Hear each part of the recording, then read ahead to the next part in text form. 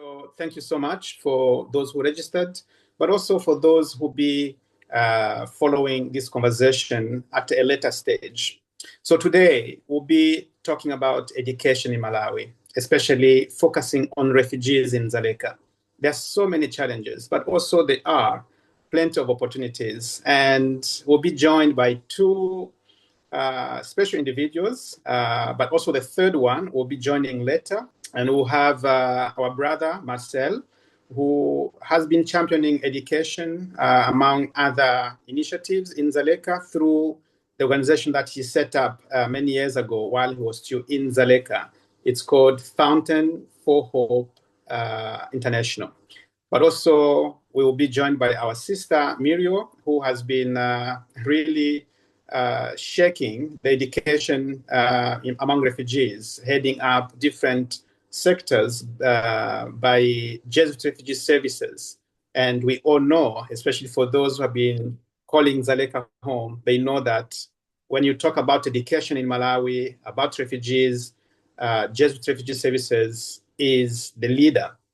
And so Mirio, for many years, has been working with Jesuit Refugee Services to shape the landscape of education, but also she's a multitasked person. So we are so privileged to have each one of you. And then later on, we'll be joined by one of the DOA education officer. She will be joining us to answer certain questions because you cannot talk about education in Dzaleka and omit the leaders in the DOA district because they are mandated to make sure that everything that runs in terms of education in the whole country, especially in DOA district, it follows certain regulations.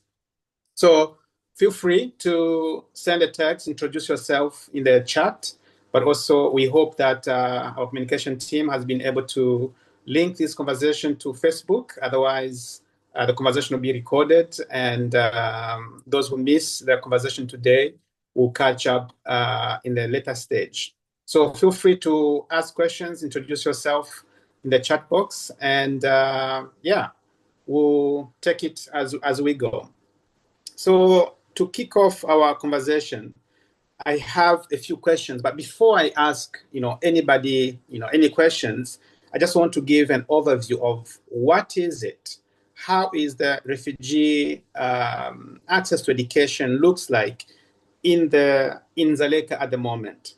We know that, some of us may know, others may not know that United Nations High Commission for Refugees has been struggling for many years to secure funding to be able to improve different sectors affecting refugees in Malawi, and education is one of them. So we understand that they might be scaling down, or they have already scaled down their operations, and many staff members have lost their jobs, but also the services they've been providing specifically to the education of children in Dzaleka has been drastically reduced. And so what does it look like at the moment? So when you talk about education in Dzaleka, the greatest, enrollment is in primary school, like primary aged children. We have close to 86% of the children in Dzaleka are enrolled in primary school. So now we need to understand that there are two key players when you talk about education in Dzaleka. There are schools that are under United Nations High Commission for Refugees, those that are getting funding directly. And those are the ones that used to be under Jesuit Refugee Services. And I believe currently they are under Moronvian, if I'm not mistaken. And so you also have another group of players, and these are mostly refugees who have seen the struggle of their children, and they have gone beyond their means to set up primary schools, secondary schools, and training and vocational training to try and support their communities, including the community surrounding them. So 86% of primary school aged children are enrolled in schools, but also 62% the kids who are preschools have been enrolled. But when you talk about secondary school, it's only 38%.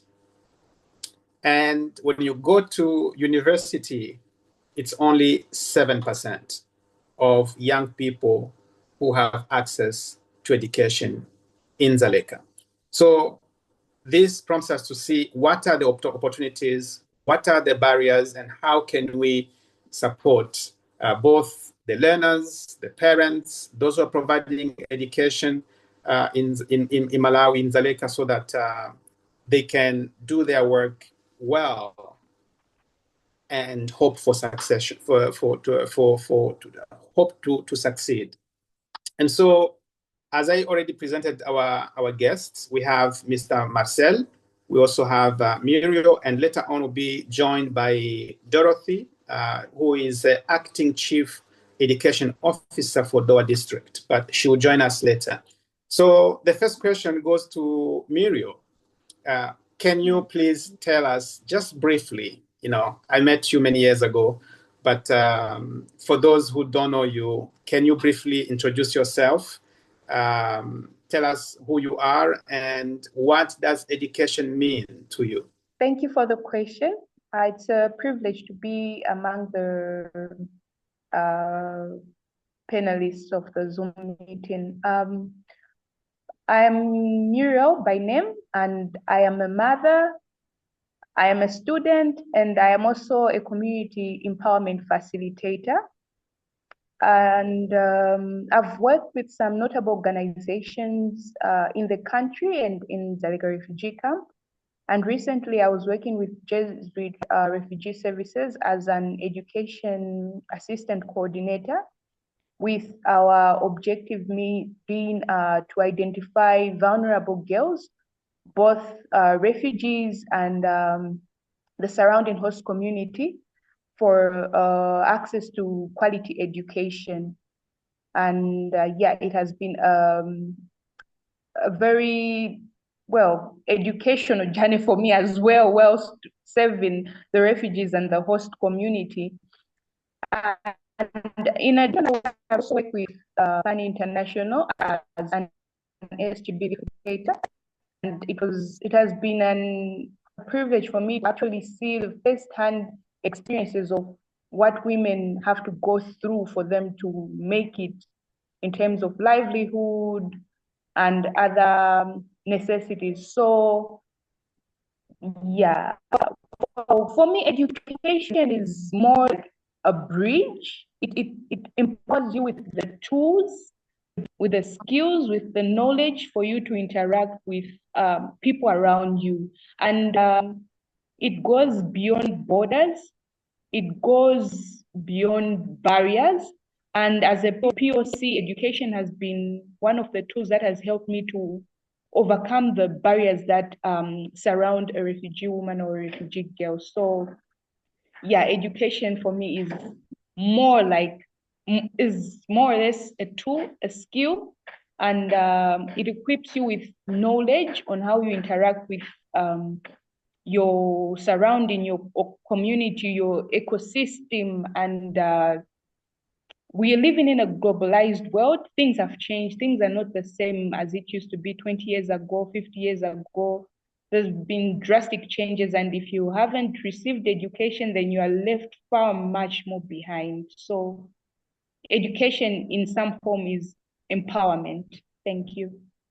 Thank you so much. I mean, as a mother, as a woman, wanting to be equipped, and you have used the same skills to help others see beyond the limitation of the camp. Because I remember when I was still involved in education in Dzaleka, people would ask me, why do you support education to people that have no right to work? So anyway, but knowing that education is the key that opens many doors, it's important to invest in that.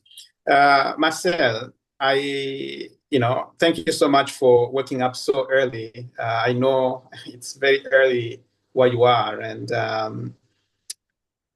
my question is, you have been living in Dzaleka. You have gone through a difficult life in Dzaleka, and finally you made it. You got the rare opportunity to go to the US, for resettlement, where you have access to work, access to citizenship, etc., which you did not have for many years that you were in Dzaleka.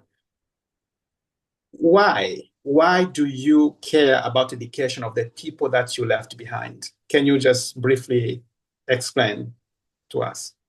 Thanks so much. First of all, I would like to thank all the actors who are involved in education in Dzaleka, especially the government of Malawi, UNCR, and the community members who are creating opportunities for other refugees. And myself, the connection that I have with the camp, with the refugee community and the surrounding villages is very deep, and I carry them in my heart. I lived in Dzaleka. I have the experience. I worked both with JRS in the education sector, and I worked both with Fountain of Hope. So I have the deep understanding of how education functions at the refugee camp. I know the challenges. I know what are the success, what are the stories, what are everything about the education in the camp. This makes me feel like if I don't do anything, no one will do it. This makes me take responsibilities and all that. In case I'm not involved in doing the education or getting involved in the education in the camp, there's no one else who will be involved. I take it as my duty, as my responsibility. Looking at the classrooms, that was the time I was working with GRS. The classrooms were going up to 80 or 90 students per classroom. I remember one day one parent came to ask about the exam for her child. She was in the second grade at the JRS school. We went to meet with the teacher, and the time we were meeting with the teacher, we found that the student was not there. So we had to go around other classrooms to find the child. And then we found the child was already in grade 4, but she is a grade 2 student. So the teacher doesn't know who is his students and who is not, because there are too many, and the two teachers are overloaded. The teachers, they are confused. Even the students, they are confused. Everyone is confused. They're just having the kids there because the classrooms are overloaded and resources are limited, and the organizations that are providing services, they're not able to provide like 2 to 3 teachers in each class or split the classrooms. So all these challenges, I know when you go there, sometimes you see like kids early in the morning around 6 a.m., they are at the market before they go to school. They are at the market, like trying to collect any leftover, like from uh, the sugar cane that people drop tonight. You go there early in the morning at 6 a.m. You find how the situation is. Before the kids go to school, they have to go around the market early in the morning to see if they can collect something that they can eat before they go to school. So all those stories, all those problems, I cannot stay quiet. It is my responsibility to act. And the reason why I focus more on education is to focus at the individual, to empower the individual, to empower the person. People, as someone who has experience with when you flee the conflict, you run away with nothing. The only thing you can not leave behind you is the knowledge that you have in your head. The only thing that you cannot leave behind are those skills that you have. And the only thing that people cannot steal you are those knowledge that you have or the skills that you have is education. You can have money in the bank. If you run away, if you quit, if you leave, everything will go. Even when we die, our education goes with us. When you die, your knowledge, you are going to live in the other olden world. In case people live after death, they live with their education. So I believe that education is the only thing that you cannot leave behind. Whenever you go, wherever you are, you have to carry you. And for me, it is the first resource that we can equip the children with. Wow, very, very powerful. So basically, for you, you are still involved, even if you were resettled to the US, you are still involved because you feel like you are. It's a responsibility for you to continue doing, what you used to do when you were still in Dzaleka. But also, it's the value that you have for education. Education for you, it's the movable asset that you can move with it anywhere you go. That's really impressive. Thank you so much for that. Just to remind our listeners or followers that you can introduce yourselves in the chat. You can also ask questions, but also contribute. Towards the end of our conversation, we'll have a time for people to ask questions, but also to read the questions that have been submitted. So continue to interact. So yeah, thank you so much. And we are waiting for our other speaker from the government side to join. But when she comes, we'll be able to catch up with some questions that were prepared for her. My second question for you, Mirio, is based on your years of experience coordinating education for refugees in Malawi, what are some key obstacles that you have observed generally, and specifically the ones that affect girls? Well, education in Dzaleka Refugee Camp is filled with both hope and persistent challenges. I noted down some important points on the general obstacles faced to begin with refugees in general. As you had mentioned earlier in your opening remarks, despite the interventions that are there in terms of education in Dzaleka Camp, there's still limited access to quality education. As Marcel also mentioned, we also have unqualified teachers that trying to bridge the gap, to bridge the gap that is there when it comes to education. We have informal institutions that are running classes, and they are helping to keep children out of the streets and from engaging in destructive behaviors.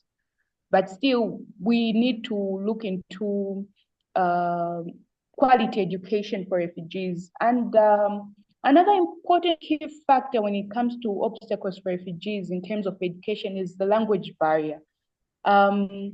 When young people, most girls are out, and there are legal and policy constraints, there are still restrictions regarding access to higher education in some public institutions, which are more affordable than the private institutions. So that is also a challenge. And financial challenges.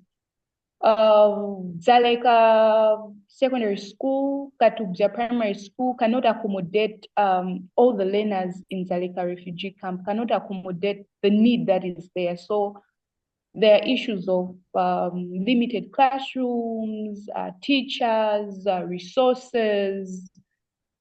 And then there comes in the CBOs that are trying to bridge the gap. And families still are finding it a challenge to pay contributing fee because it's not school fees. No, we don't have school fees in the camp. It's just a contributing fee because most parents couldn't afford. But as much as it is so little as $5, $10, but there are families that cannot afford to pay for their children. And looking at the challenges that girls face in particular, we have issues of early marriage and teenage pregnancies. Some girls will opt to go into arranged marriages just to escape poverty, but that's a whole lot different because they're misinformed. They don't have the right information, but then they want, to escape from the reality. To speak into the challenges that might be there in Dzaleka as a contribution to what Sister Miri was talking was talking about. Yeah, thank you. Yeah. Then the The challenges about education. Let me talk first about the community members who are implementing education in the camp. Those community members, the story is that they jumped in just when they covering the school materials, even some motivation for the teachers. The second thing is meeting the standard. Like infrastructure, some of the schools, they don't have really the required infrastructure. But instead of leaving just the kids home, like they should just be in the streets without going to school. Which one is which can be the best choice? Instead of like giving them 30% of the education that is needed or giving them zero. That's why we decided that better we give them the 30%, the 40% or the 50% than staying home and get zero forever. The other challenge that there, the schools, they don't have, many of the schools, they don't have qualified teachers. When I say qualified, it doesn't mean that they are not educated. They are educated from their home countries. They have the needed knowledge, they have the needed experience, but they don't have the Malawian certification. And when they don't have the Malawi certification, they are considered as unqualified in Malawi. And this leads to schools to be confused. Like if the schools decide to hire Malawian teachers, the schools are not able to pay them because they don't have resources, they don't have the funds to pay them.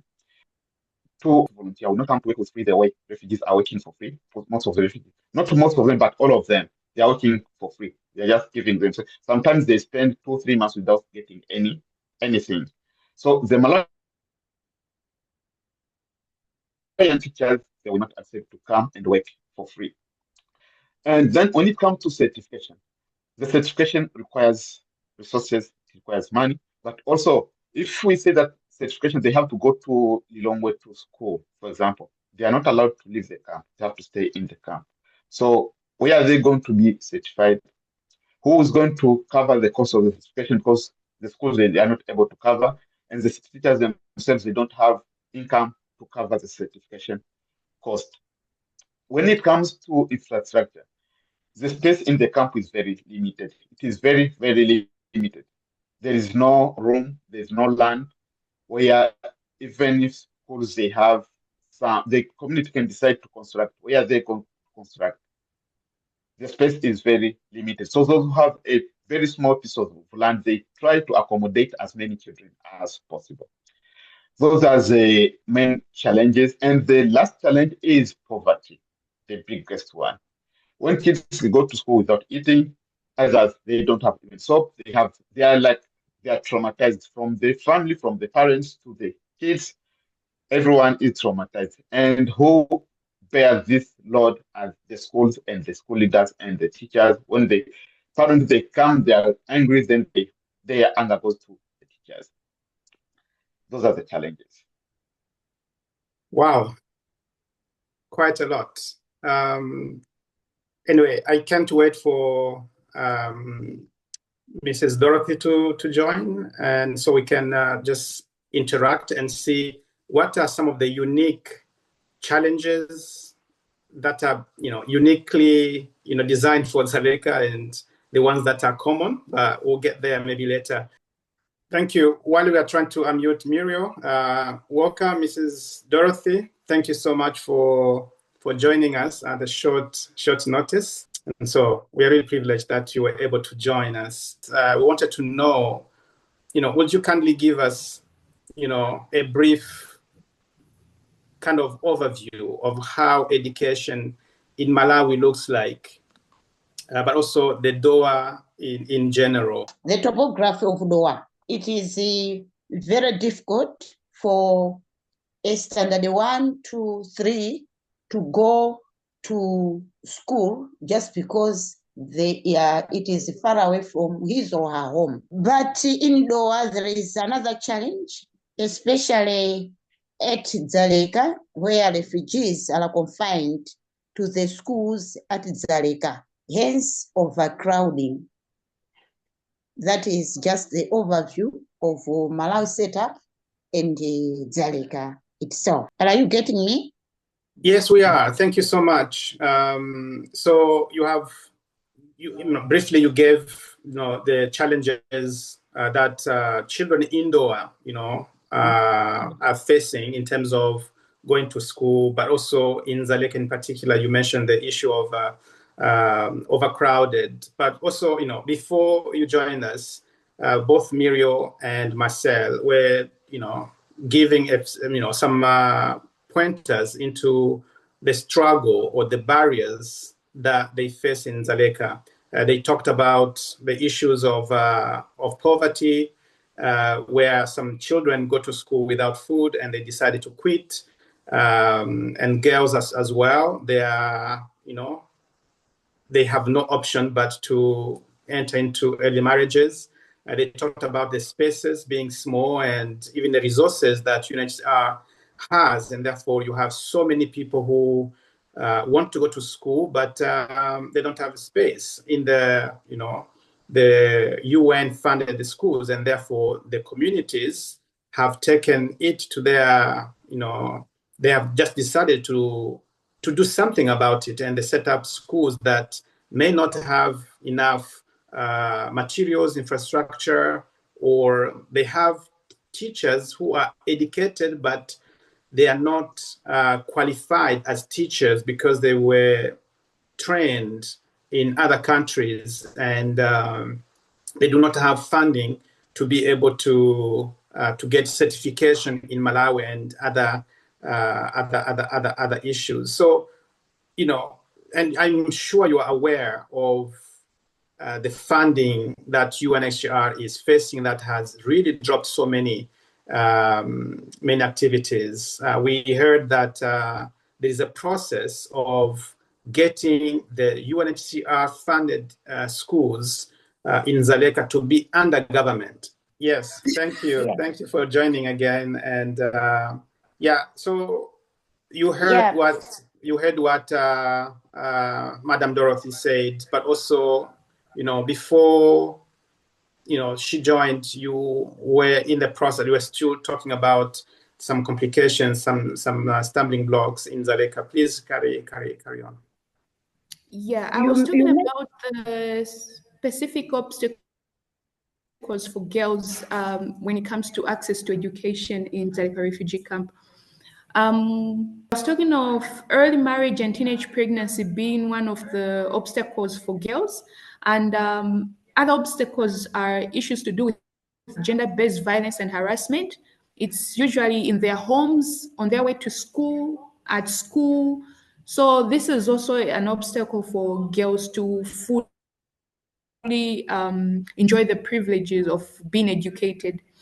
Moreover, whilst working at JRS, we noticed that domestic responsibilities contribute to girls' failure in class because they don't have enough study time to review their notes and engage with their peers when it comes to,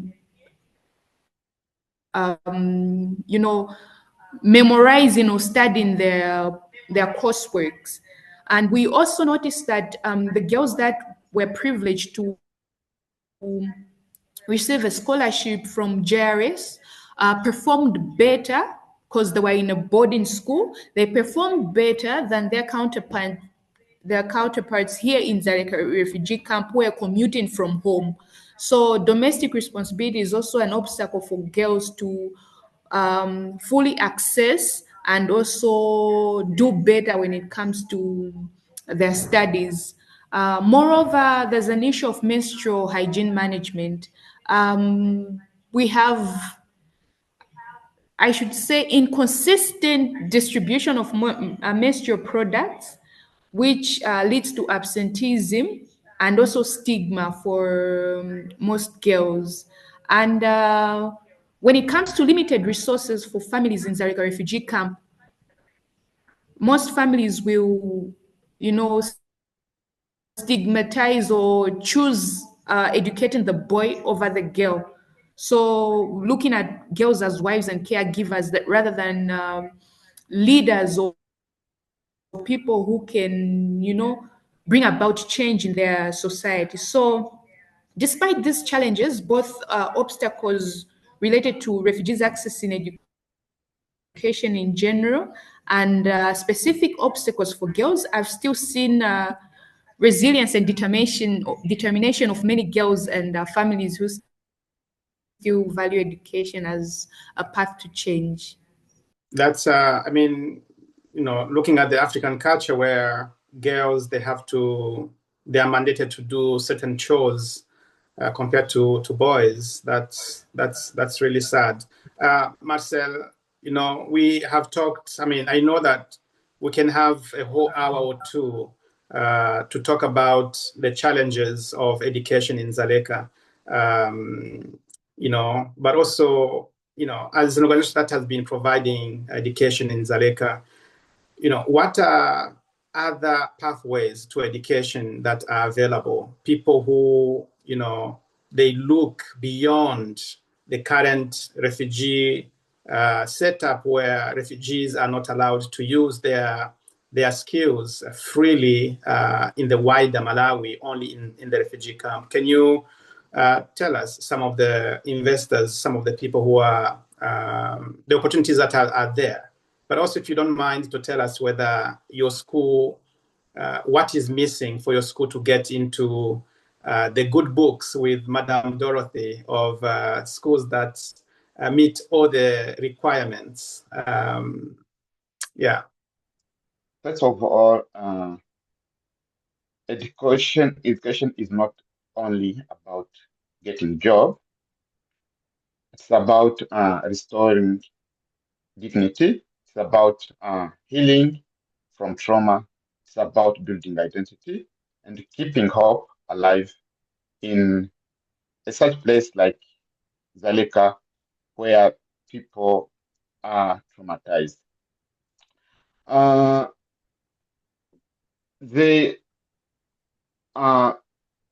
opportunities that are there are many opportunities for that can be available, but limited or look at what I can see. I can see that there are many opportunities that are available for education, but the problem might be about how to access them as long as refugees are restricted from moving or from leaving the camp.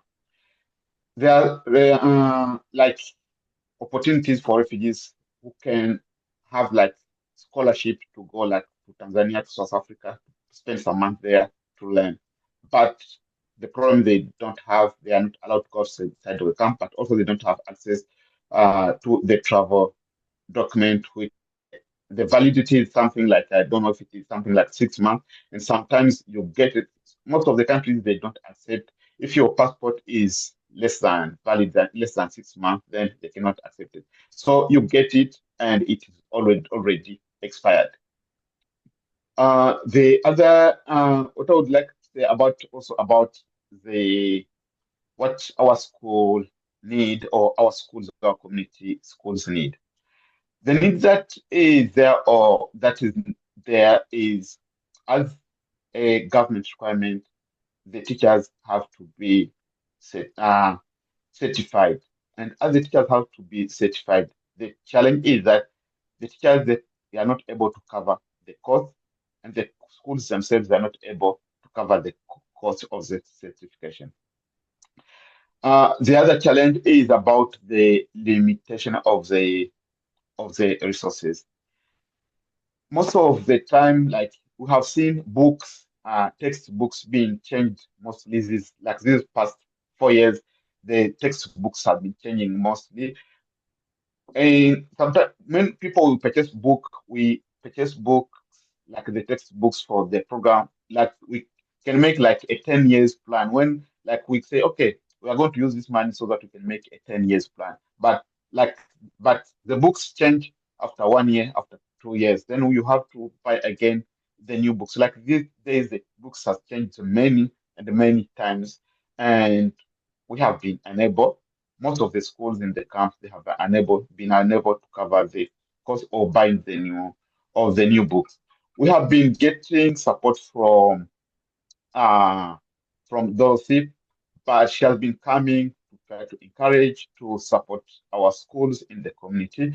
But still, like I can say, those from the host community, those who are qualified, they will not accept, as I said from the beginning, that they will not accept work for free as refugees are working for free. Refugees, they work for free, like some can work, you give them whatever you have, 10,000, 20,000, even zero. There are many who have been working for zero. Myself, I worked for GRS for 8 years without any salary. For 8 years, I have been serving in the education service for 8 years with GRS without any salary. When I was asking, they were telling me, no, you are free to leave or continue to work because we cannot allow you to work, and the policy doesn't allow you to have a contract. So you are free to leave or to stay. So if I leave, where am I going? And if I leave, who is going to save that community? I had to stay for 8 years. I worked for GRS in the education. And that's the dedication that most of the community members, the teachers who are serving, they are serving just because they have that compassion. They have that connection. They want to see their kids succeed. They want to see the community succeed. That's the only reason why they are dedicated. But when it comes to the payment, then the payment sometimes it doesn't even reach half of the bag of maize, the payment that they get. You can see someone who has a big farm, but they are getting a salary that doesn't reach 25 kilograms of maize per month. So how they're going to survive? Then, when it comes to the certification, how to cover the expenses of the certification? That's the challenge. Yeah. Wow. So anyway, I mean, listening to what you're saying, Marcel, and listening to what Madame Dorothy said, I think we may need another conversation, whether on Zoom, public, or our officers meeting to really discuss about the efforts that the community, Dzaleka community, including yourself who has been resettled, but you're still obliged, you take it as your responsibility to still support your people back home. So, and the fact that people in the refugee camp, even if they're asked to contribute as parents, their contribution is very minimal. And that minimal contribution is not enough for school owners, private school owners like yourself, to be able to pay the teachers. And so, therefore, you have so many teachers who are refugees who are willing to, to do it for free because it's their responsibility. They take it as their responsibility. However, you may be in danger of your school being closed because your teachers are not meeting the qualification required by the government. And your schools are not able to hire the qualified teachers or certify them. So I think we need to have another conversation, unless Madame Dorothy has something to add into that, and then we can go into the last round of questions, and then we'll take questions from our listeners. You mentioned the poverty as one of the challenges in Dzaleka. Limited resources, like in our schools, that is both private and the public schools, early marriages, teenage pregnancies, sexual harassment, and the domestic obstacles. And the last one is hygiene management. And you added that teachers were paid by the fund, they were funded by UNHCR. And now it's a problem just because they have gone. Yeah, some can be looked into it, like that one of limited resources. Once we have books in our schools, we need to have time to tell the teachers or even the students we have, the learners, how to care for the books. We have other organizations like Tisamale Mabuku, we can engage those organizations to sensitize us, to sensitize the schools, even the head teachers, how to care those books. For the early marriages, we can as well engage some of the role models. We have the refugees who have done well using the very same public schools in Malawi. We can engage them to say these ones were once like you. They were also refugees, but now they're doing better. I can remember very well when I was the head teacher, one of the refugees went to Polytechnic, and she came to my school as a role model, so that learners should know that though the obstacles, though the tumor you have, you can also excel. So with those role models, can also shape and put our learners to another level, just because of seeing those role models who have gone through problems like them. On sexual harassment and domestic obstacles, we need to sensitize more and more to our community in the camp, that these ones will not take anywhere our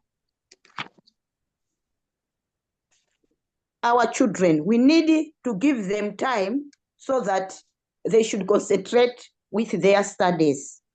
For hygiene management, we can as well also engage other departments, and we need to have mother groups in the schools. These mother groups are trained how to make the sanitary pads.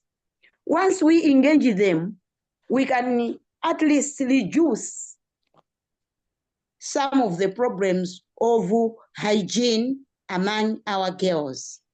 And for the unpaid teachers, yes, the UNHCR is gone, but we still have few other partners.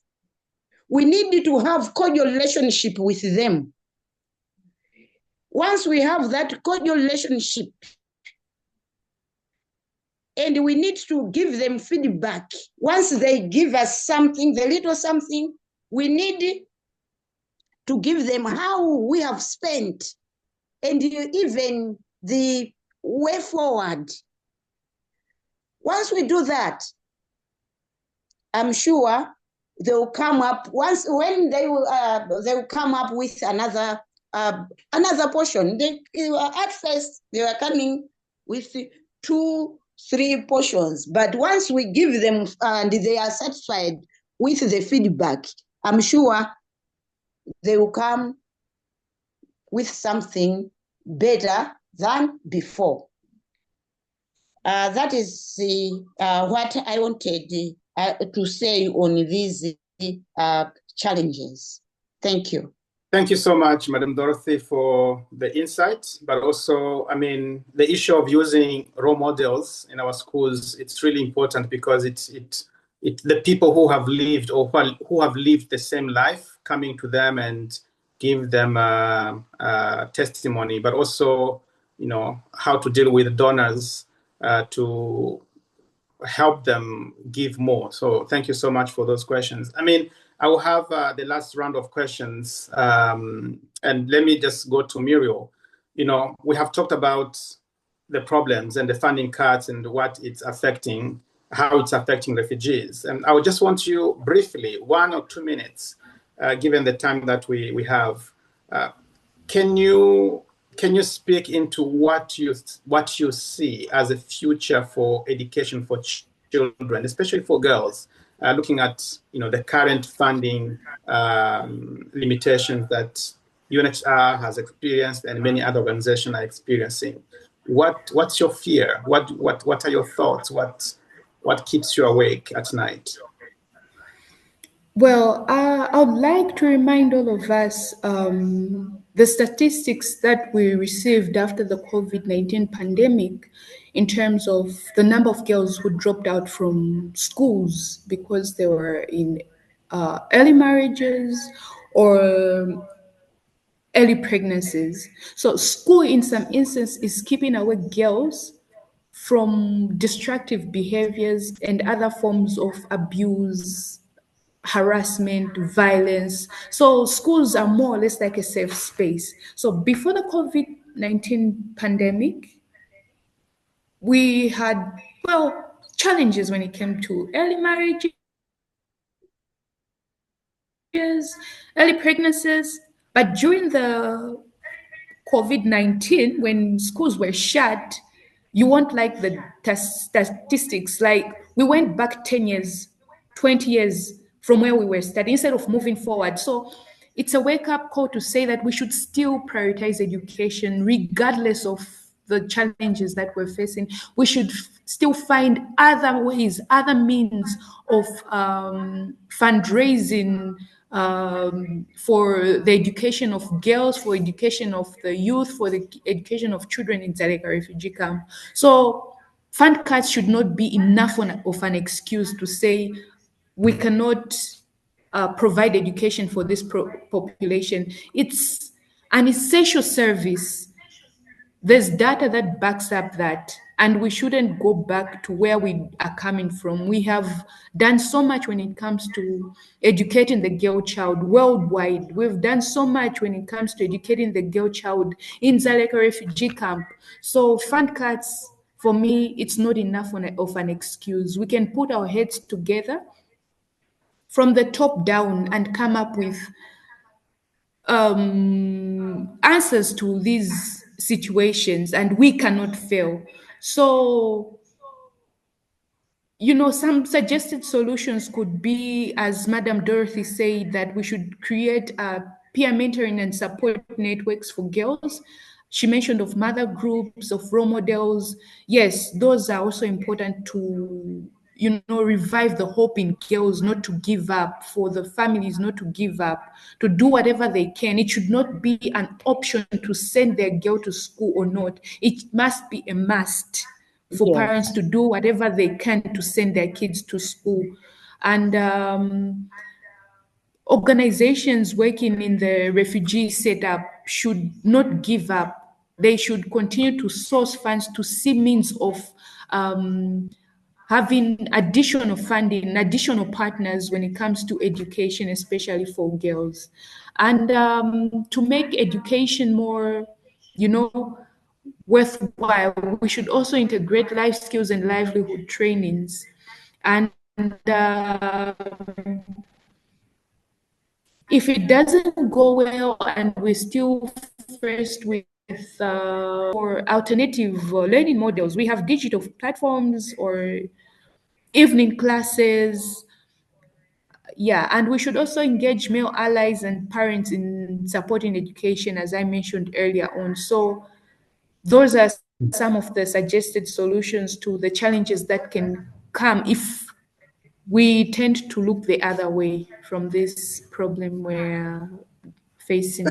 Thank you so much, Muriel. Thank you so much. I mean, yeah, if people come together and put their heads together, I'm sure we can come up with some strategies that will uplift the lives of those who are struggling in the education sector in Dzaleka. Marcel, I know the last time you spoke, there were just like a lot of negativities in terms of what is missing, what is not aligning, what can be done. Can you put a smile on our faces? Can you tell us one story of an impact that your efforts have brought about in terms of education? I know you have many, because a change maker like you cannot just, ride on just one success story. You have many, but just tell us one that when we leave this place, we can say, God, education, those who are providing education in Dzaleka, they need support. Give us one example. Need help. Where is this family from? The family is from Malawi. So I didn't know if was a Malawian family or it was a refugee family. And then they gave me the phone number. I called the family. It was a lady who answered the phone. I asked her where she is. She was just crying that since she came here in the United States, the time all. Sorry, Marcel, can you repeat what you just said before that? Because there was a short interruption. This family, as I received a call that this family was facing trouble because they arrived here in the United States. It was in February, just a week before the resettlement agencies closed.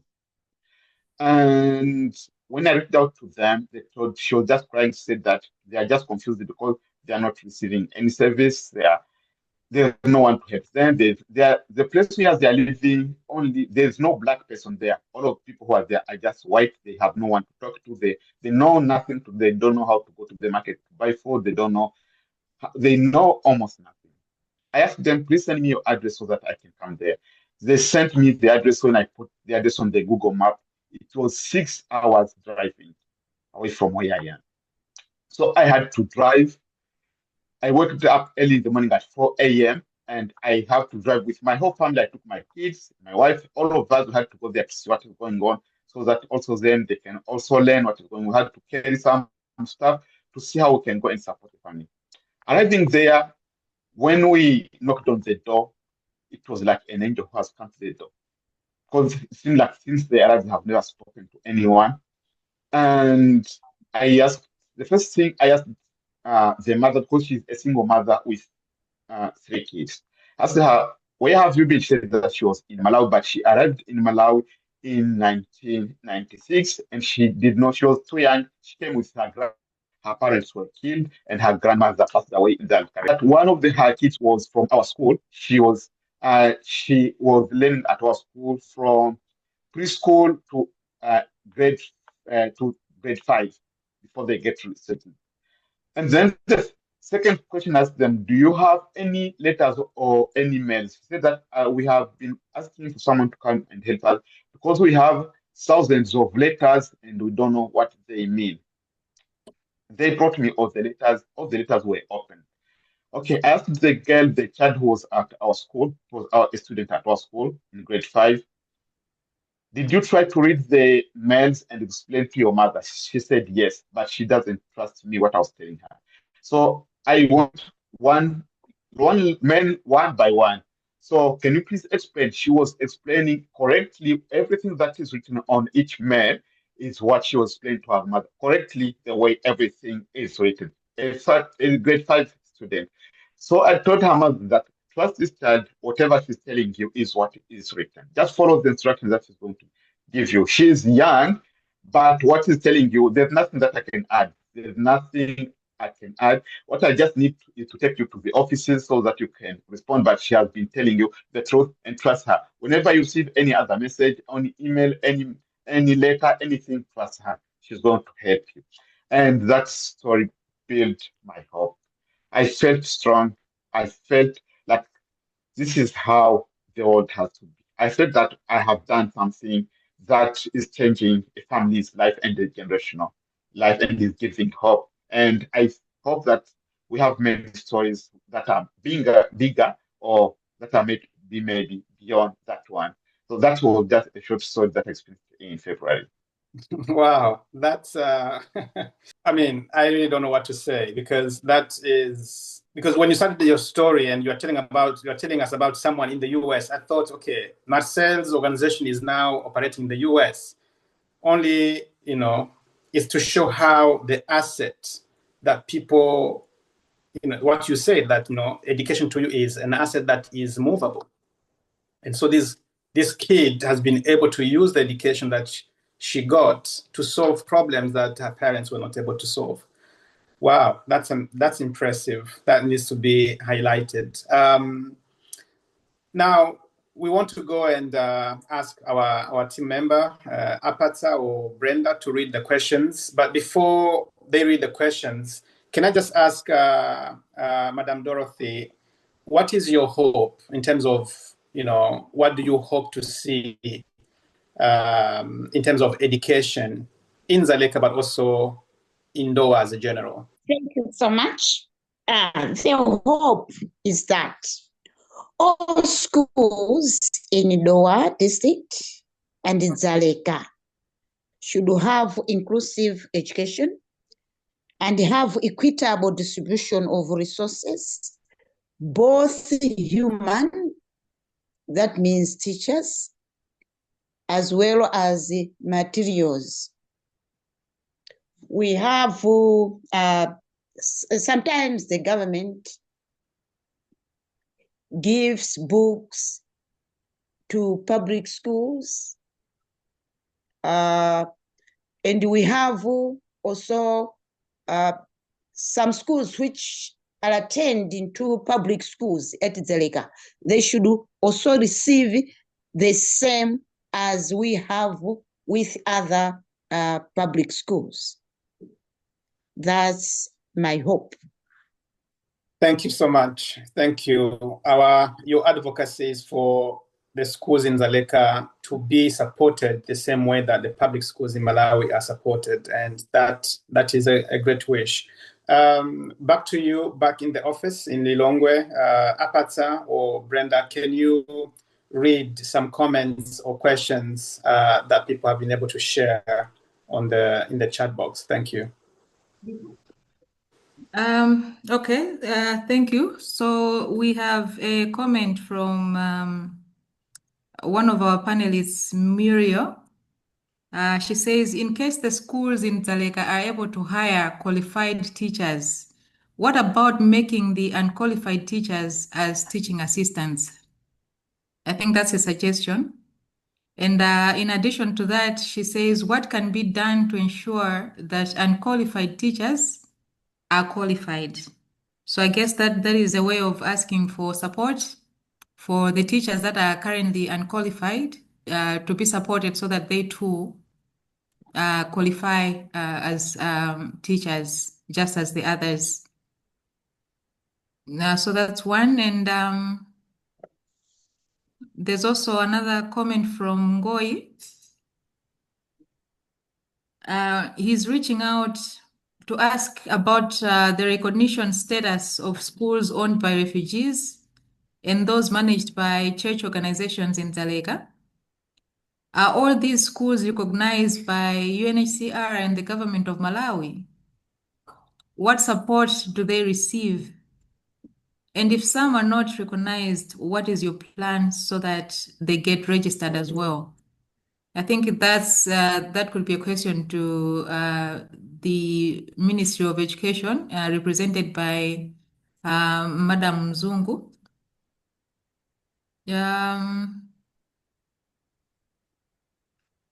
So there's also a comment from Nadia.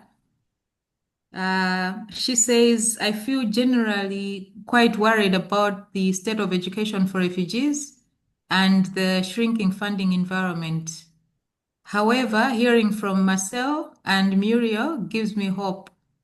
With experts like you advocating for education in Dzaleka, I feel there is hope. There is still hope. So she thanks Inua Innocent for creating this space. Yeah, basically those are the comments that are in the comments section and the questions. Over to you. Thank you. Thank you so much, Brenda. Madam Dorothy. Sorry, there's just been a new comment. Oh, there's a new comment, okay. Yeah, so that's from Meklina Chirwa. That's a journalist from Team Veni Radio. She says menstrual hygiene management in refugee camps is a glaring example of the neglect and disregard for the dignity and human rights of women and girls who have already endured unimaginable trauma and displacement. The lack of access to sanitary products, clean water, and private facilities is not just a matter of inconvenience, but it's a crisis that exacerbates health risks, perpetuates stigma, and undermines the potential the potential of refugee girls and women. As we gather to discuss education in Dzaleka Refugee Camp, let us not forget that menstrual hygiene is a fundamental aspect of girls' education and well-being. We must prioritize and invest in comprehensive menstrual hygiene management solutions that ensure dignity, safety, and equality for all refugee women and girls. Yeah. Thank you so much. I just want to, I see that we have gone beyond our stipulated time by 13 minutes. Thank you so much to all the panelists. Marcel, for the work that you are doing. You heard that we must continue fundraising, and we pray that people who are listening to us either live today or those who will be following this, the recording, they'll be able to reach out and support the efforts that you are doing in Dzaleka to continue providing education for refugees, not just you, but also other refugee change makers that are going beyond their means to provide the services. Those teachers who are not technically qualified, but they are giving everything that they have to educate their children. Muriel, thank you so much for your advocacy and the heart that you carry for the girls, the change that you want to see girls empowered. May God continue to bless you and support your efforts. Madam Zungu, thank you so much. At short notice, you said yes to our invitation and you dropped everything and you came to join our conversation. As you said, and as we need a platform, we need to talk more. If I were in Malawi, I would have called you and asked for an appointment. But my colleagues, Brenda, Apatsa, and the rest, I'm sure very soon they will knock at your office and really try to get the understanding of how can we work together to make sure that those who are providing education, their needs are amplified, they are known, so that people who want to make a donation that will change lives can give it and it will land in the right hands. So we'll continue to have these engagements, and thank you so much, everyone. Our next Zoom conversation will be on the 24th, and we'll be tackling the issue of human trafficking in Dzaleka. So tackling different topic that affects refugees in Malawi. Thank you so much, everyone. Thank you for those who managed to join. God bless you. Bye-bye.